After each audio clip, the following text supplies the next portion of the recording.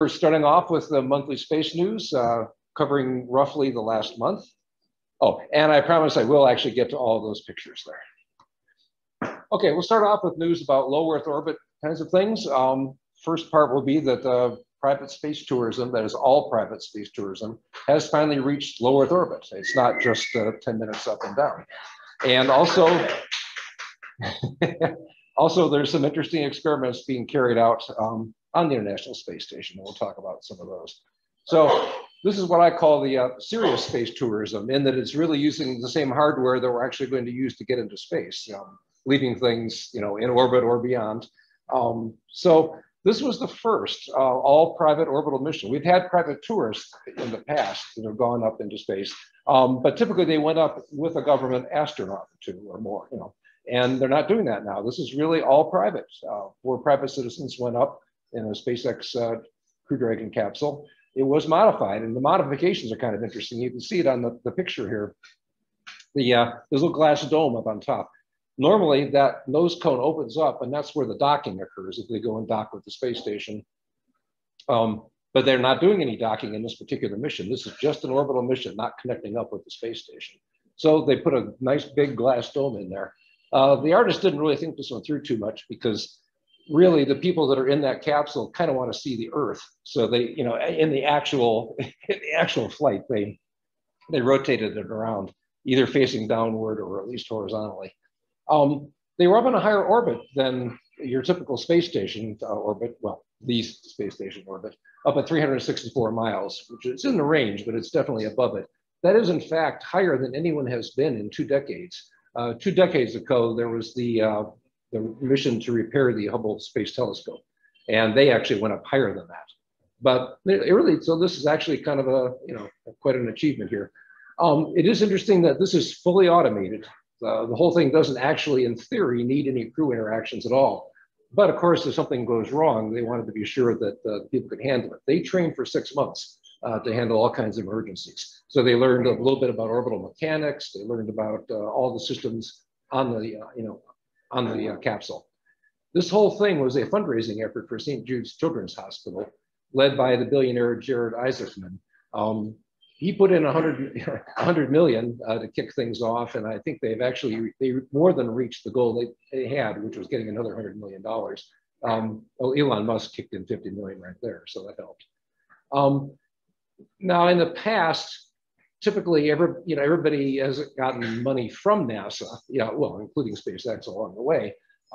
This actually went the other direction, because they purchased services from NASA. They wanted communications through the satellite network that NASA uses. They used training facilities from NASA. So actually, in this case, SpaceX paid NASA about $1 million for their services. That's pretty cheap, partially because they did not have to pay for the space station itself. If you want to do anything at the space station as a tourist, you pay a lot of money extra for that. Now, they did identify a few improvements that were needed. In particular, Americans, we want Wi-Fi everywhere. Well, they didn't really have good Wi-Fi. So they're going to do that. And they'll do it through Starlink next time. They just weren't ready for that. That's why they went with the NASA TDRS system. And also, it turned out they had problems with their toilet. The fan broke down, and they had to, they're going to have to work on that for the next time. But people seem to put up with that. Now, taking a step back, this whole thing is still pretty consistent with what the new directions for NASA. They really hope, and by they, I mean most of the top management, they really hope that commercial interests are going to run all of the low Earth orbit operations, which would include the space station.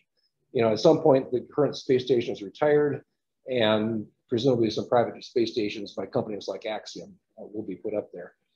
And the idea is that NASA will then purchase services as necessary to focus on deep space. There were a variety of experiments carried up there. One of them is 3D printing using regolith, simulated lunar regolith. Now, the idea there is that when you get to the moon, you want to protect yourself from radiation and temperature changes. So you want to build something once you get beyond just the ship itself.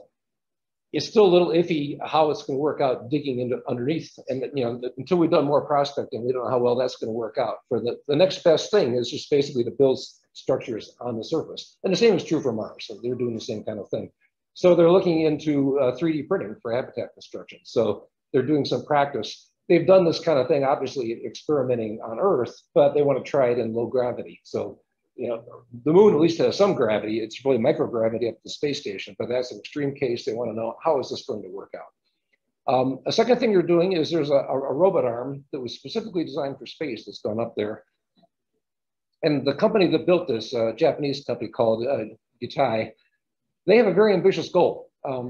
They basically say, you know, you're going to have companies like SpaceX, they're going to do all the work to get people and equipment up into space. They want to do all of the mechanical work. In other words, they want to supply essentially robot arms to do everything so that people don't have to.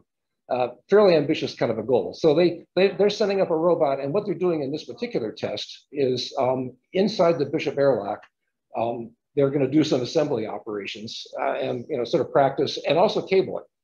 Typically the kinds of things you would need to do if you're building structures in space. You know, like you might do space solar power, you know, structures or habitats or whatever. You need proof that it'll work. So this particular robot arm was designed for use in space. That is, the temperatures, the pressures, and so on. It has 8 degrees of freedom, which is a little unusually high. Your typical industrial robot has 6. Degree of freedom means basically how many things you can change to change your position. You need at least 6 in a typical industrial robot. You think about it, there's 3 dimensions, you know, vertically, horizontally, and so on, just to get to a position, and then another 3 for what direction you want to point a tool. So typically you aim for 6 degrees of freedom. They went for 8. And that makes it a lot more flexible. That way you can work in tight enclosed spaces. You can work your way around things. They thought all that through. And for comparison here, I threw in a picture of a bionic arm that's typically is modeled more or less after the human arm, which is generally considered to have about 7 degrees of freedom. So this is actually doing a little bit better than that. So on a human or a bionic arm anyway, you typically have 3 directions of motion at the shoulder, 3 at the wrist, and you have an elbow as well. So that's where you get 7. So anyway, they're doing these experiments. Essentially, what's happened in the space station is they really are getting a lot more serious about figuring out how to settle space and doing these kinds of experiments to prove that we can do it. Next, they're doing some tests on metal corrosion in space. That's been an ongoing kind of a thing, and they're just doing more of that. They have a new CO2 scrubber technology they're trying out, they've tested out for a whole year. And also better heat dissipation for spacecraft. That's a constant problem, especially when you're going into re-entry. You know, how do you handle the heat that's generated by friction with the air? This one's kind of interesting because what they're basically doing is just taking, they have a new heat shield they want to test out. They're basically just throwing the thing into the Cygnus cargo ship along with all the other garbage they're putting in there, because that particular cargo ship is just returning to the atmosphere to burn up. It doesn't have any capability for landing with cargo. So they fill it up with garbage and they just, you know, they send it on its way and let it burn up in the atmosphere. But this time they're going to monitor inside of the, you know, the test. They're going to monitor how are the temperatures with this new heat shield. So that was kind of fun. So the Cygnus is going to have a new heat shield on it. No, it's actually, I guess it's actually inside. I mean, as you know, that the Cygnus itself will probably burn up and then the stuff inside will burn up. It wasn't that clear to me exactly the mechanism, but one way or another, the whole thing burns up in the atmosphere because it's a throwaway spacecraft. Okay, the biological experiments are kind of interesting, and there's been a big upsurge in those lately because they've introduced a lot more automation for doing biological experiments. It used to be very, very time consuming. You know, people had to watch things really closely and, you know, introduce feeding or whatever it was they had to do. And they've automated a lot of that now. So there's been a big upsurge in that. Some of the things that are going on are mostly oriented toward the low Earth orbit or even high Earth orbit situation where you have microgravity and you have very high radiation levels. And so they're looking at things like the effect on human muscle growth and loss. They're doing some things, they're essentially taking integrated circuits and integrating them with muscle tissue growing on them. Very interesting things they're doing here. Similar things with bone tissue. The goal there is they need to figure out how to prevent so much bone loss. So whatever they can do, learn about this, they want to prevent bone loss because it does happen when low gravity. Plant germination and growth, they're doing a lot more work on that now. Ultimately, if you're going to be in space, you need agriculture. And unless you know how plants germinate and grow, you're never going to get very much out of it. So that's absolutely essential for settling space. Then they have some very specific animals. They have some squid they're taking up. There's a picture up here in the upper right corner of this slide. This particular test is really looking more at the interaction between the squid and the microbes that live in it. They have, their digestion obviously typically involves microbes, and also the immune system. And this is true for people as well. So they're using the squids here as an analog for people. How does the microbiome of all these microbes that live within you, how does that really work out in space? And they're studying that much more carefully in very carefully controlled environments, using squids in this case. And then there's tardigrades, which for people who have seen them, is sort of everybody's favorite animal. They are the ultimate outer space creatures. They can live 30 years without food and water. We already knew from previous tests that tardigrades can survive being in outer space. And I don't mean inside a capsule, I mean on the outside of a capsule. Back in 2007, they exposed them for a while. What happens is they can go into a kind of a dehydrated state where they essentially get rid of all the water, almost all the water in their bodies, and they can survive outer space. They're okay. They just basically reconstitute them. They come back and everything's fine. That was proven back in 2007. They can survive. And what does that mean, surviving outer space? Well, it means there's low temperatures. It's been shown that they can survive going down to 1 degree above absolute zero. So that's actually colder than space, which is probably more like 4 degrees. They can handle low pressure right down to pure vacuum. Nope, that's not a problem for them at all. It is for people. You know, that if you've ever seen any movies about people going out on the surface of Mars without a helmet, you know what that looks like. Low gravity, microgravity in the case of this, that doesn't bother them at all. Oxygen, losing that's okay too. They just go, as long as they're in that hibernating sort of a state, they don't need it. They can go probably 10, 20 years. And high radiation in particular, they can handle 1,000 times the radiation that people can. I mean, this is a drastic difference. So of course that raises the question, how do they do it? And they still don't really know. And that's why they want to watch this. And what they're going to do is they're going to watch how they adapt. And in particular, look at what genes get activated. So what they're doing is they're going to have 4 generations of these things up there. At the end of the first generation, they're going to freeze dry them, take them back to Earth. And then back on Earth, they're going to look at their genome very carefully to see which genes got activated. Because genetics is a funny thing. Is some genes become activated in response to environmental conditions. So they want to figure out what does it, and then what is the impact of those genes. So they're looking at that, and then they'll go through 4 generations doing the same thing, and they'll see what gets passed on and what doesn't. And the hope is that we can learn how they protect themselves. Maybe we can do the same thing with food. Maybe you can do it with medicine. Maybe we'll learn something that can help with people. For instance, they think that part of the radiation resistance is due to antioxidants. But generating a whole lot more antioxidants inside their system. And so they're going to watch for things like that. They're also looking at some brine shrimp. Those are the old sea monkeys, which also can be dried out, but not as dramatically as tardigrades. Ants and slime molds. There's pictures of tardigrades here. Most of them in reality are transparent, like the lower right corner picture. But the only thing there's actually 1,000 different varieties of them, by the way. And most of them are transparent. About the only thing they have in common is that they have 8 legs. You can only see 6 in most of these, but the last 2 legs are right on the very tail. So interesting experiments there. Okay, moving on to the moon. We've been following the saga of Artemis and the human landing system, HLS. Remember, Artemis is the program to go back to the moon to stay. The idea, American boots on the ground in 2024, hopefully with American feet in them, as a TV show, as a joke. So the human landing system, of course, is a big part of that. That's bringing the astronauts between a lunar orbit and down to the surface, down and then back. And of course, there was an award made to SpaceX to do that based on their Starship chip. That has been protested by Blue Origin, and that was ignored. And now they filed a lawsuit, and that's slowing it down. Nothing can happen with this now until November. So this is Blue Origin is really trying to gum up the works here. But NASA, in the meantime, at least kind of threw a bone to the people who lost out in that competition. There is a part of a program called Appendix N, which is paying for studies on how to do the next round of landings, basically future versions of Artemis. So the first 3 landings are already accounted for, and this is going beyond that.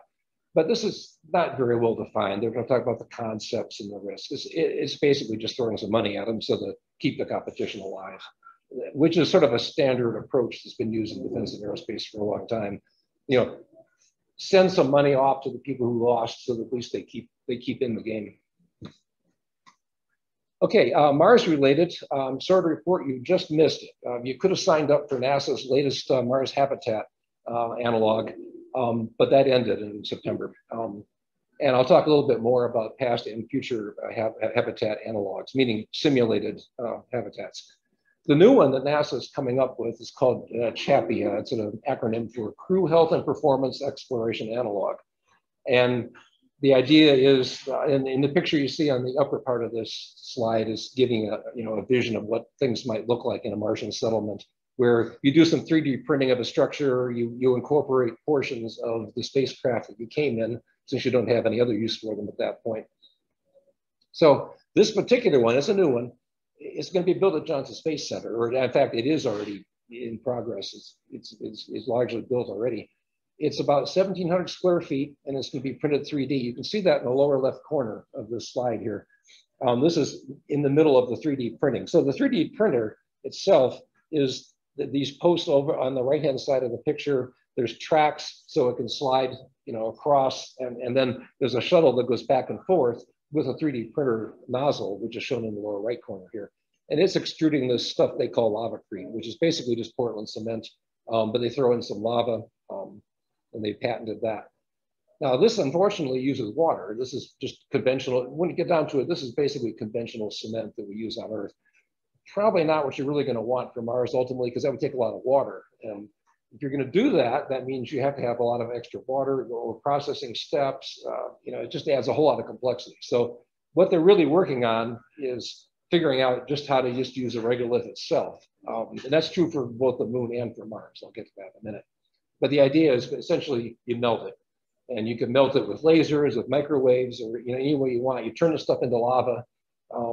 There's variations called sulfur concrete where you can do it. You can do that on Mars, where there's sulfur compounds that are in the regolith combined with the aluminum oxide and silicon dioxide and so on that's there. Pretty much, if you just mix it all up and melt it, you got a pretty good shot at actually getting something that's concrete. And it may not be as strong as Earth concrete, but then again, gravity isn't as high on Mars either, so that might not matter. So anyway, back to the missions. There's going to be 3 missions they've already talked about. Each will have 4 crew members. It'll start, the first one's in the fall of 2022. And as I was saying, you just missed your opportunity to sign up for it. They closed on September 17th. But there's missions coming up in 2024 and 2025. So you still have a chance. What they're testing is pretty much what most of the other Mars analog systems have been. They're testing physical operations. Do you have room to change your spacesuit? Does equipment work? Can you reach this valve? That kind of thing. Human behavior, again, that's been a part of all of them. Can people get along? What happens if they don't? And the food systems, how do you deal with food? So they're going to simulate resource limitations, equipment failures. Of course, they're going to simulate communication delays, and all the previous analogs have done that as well. And they're also going to have some simulated spacewalks using virtual reality. Now, what this thing looks like, I'll call your attention again to the lower left corner. It's not very big. It's 1,700 square feet. The crew quarters are on the left-hand side there. You can see there's room for 4 different people. They have 2 areas labeled crop areas, which are smaller, pretty much smaller than the toilets. That kind of tells you they're not really focusing very much on agriculture. They're kind of assuming that problem is going to be solved by someone else, because that's just not enough. That's not enough to support people for a long time. You can see the kitchen there. There's a second toilet and shower over on the right-hand side. So that is that particular program. And there have been plenty of others. Mars Society in particular has been quite active in doing this. There's a Mars Desert Research Station. In fact, NASA's gotten involved in that one. They also run an Arctic research station in northern Canada, which is in a northern area where it's kind of deserty. So it is very, very cold. So, and very isolated, trying to reproduce, the conditions on Mars as closely as possible.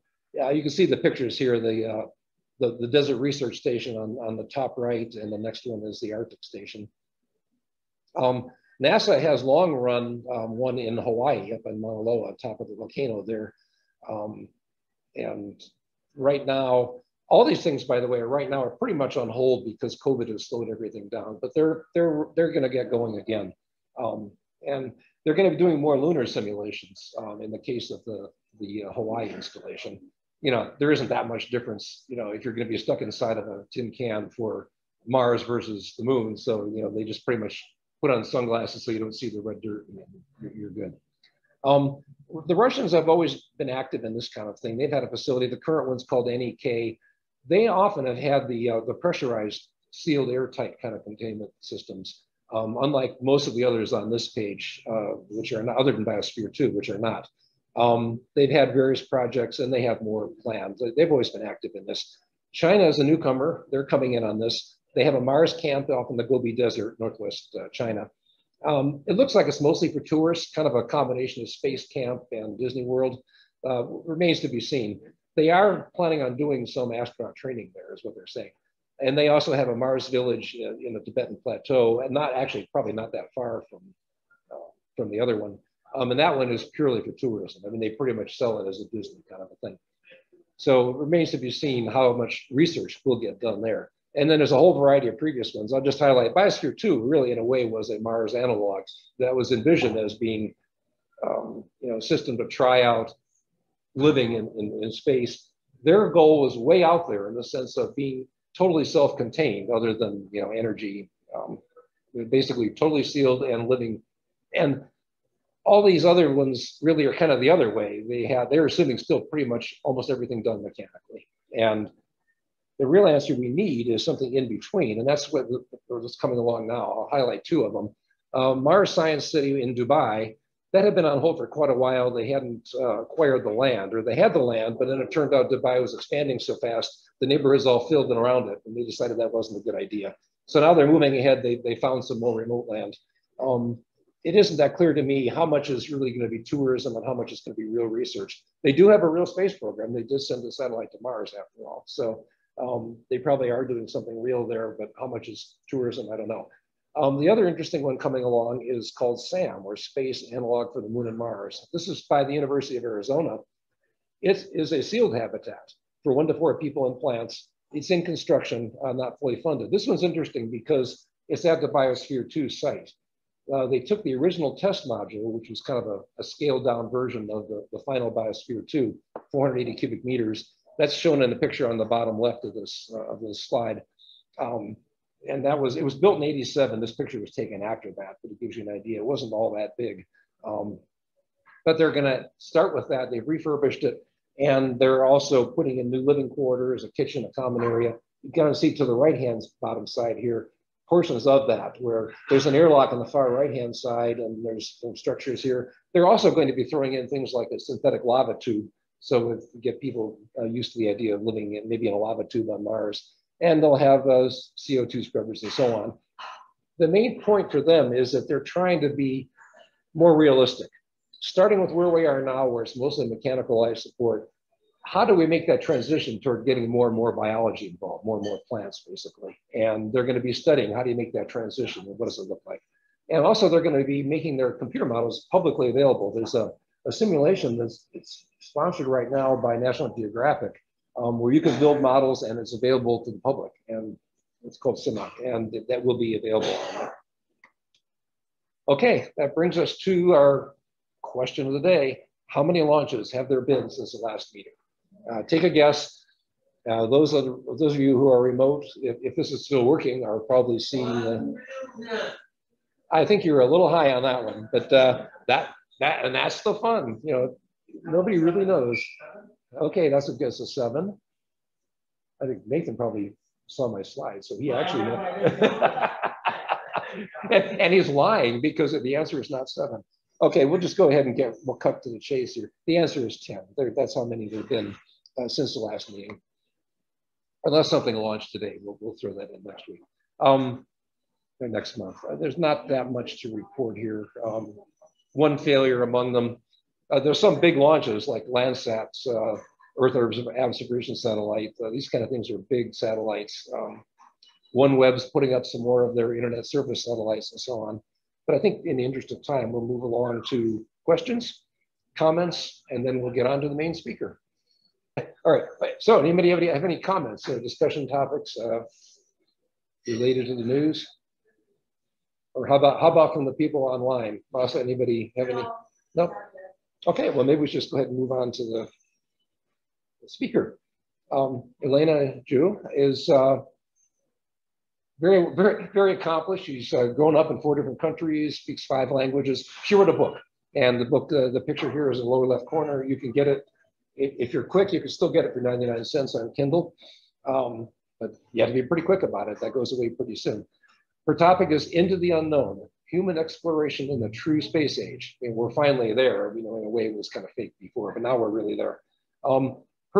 Her thoughts are on humanity's long-range future in space. You know, what does it mean? What are our values? What, you know, what will we be? What happens when we do finally meet aliens, and how to prepare for that? So that's what her book is about. And rather than guessing, I'll turn it over to her.